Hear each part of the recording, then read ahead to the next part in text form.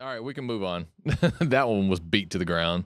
Women, and they put scars on their faces, and they told these women that they're going into a job interview to find out whether people with facial disfigurements face discrimination. They showed them the scars in the mirror. The women saw themselves with these scars, and as they led them out of the room, they said, we're just going to touch it up a little bit. And as they touched it up, they removed the scarring completely. So the women went into the job interview thinking that they are scarred, but actually being their normal selves. Those women then came back reporting massively increased level of discrimination. Many of them came back with comments that the interviewer had made that they felt were referencing their facial disfigurement. Wow. If you preach to people constantly that we're all oppressed, that we're all being discriminated against at different levels, that because I'm an immigrant, I'm automatically disadvantaged, that because I have dark skin, I'm automatically disadvantaged, then that primes people to look for that. We have to teach young people in particular that they're strong, that they're capable, that they're able to overcome adversity, not that they're victims. They All right, did so that's the end of that.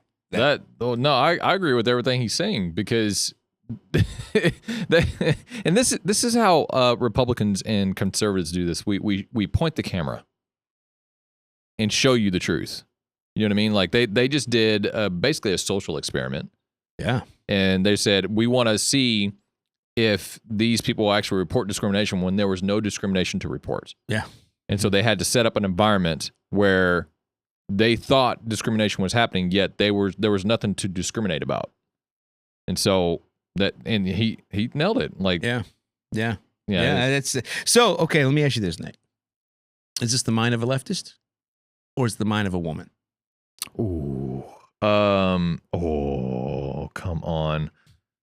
Oh, dang. Was it all women?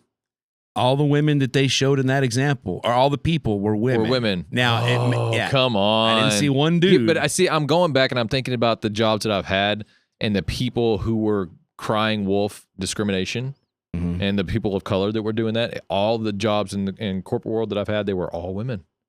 Yeah. All freaking women. So is it the mind of a leftist? Or is the mind of a Well, I mean, if you think about it, the mind of a leftist or the leftist movement in the U.S. is 70% women. Yeah, that's true. So I'm going to say yes to both. Like, okay, all right. I just thought it was very interesting. Like the first half of this video was really a narrative on how women process their role in the world, in this particular case, in a job interview with a scar on their face. And then the second half of it became more of a social commentary on how we should teach people to have more self-confidence and all that kind of stuff. And so it kind of wandered away from the point. The video itself wandered away from its own point, which is kind of ridiculous to say, but for me it did, because the first half of it was just about how I think that this is why women should never vote. Okay, I'm just going to come out and say it. You just did it. You just did what leftists do. Yeah. We're talking about this. And now I'm going to argue about this. Yeah, you're right.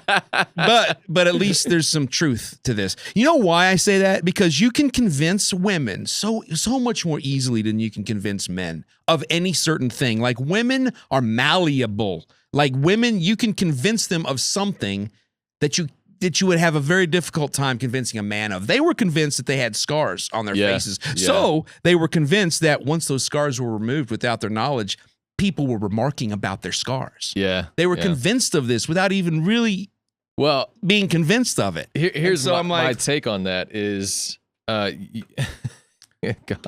I just totally lost my train of thought. I was going to do my take on it, but I just lost my train of thought. Because you're saying women,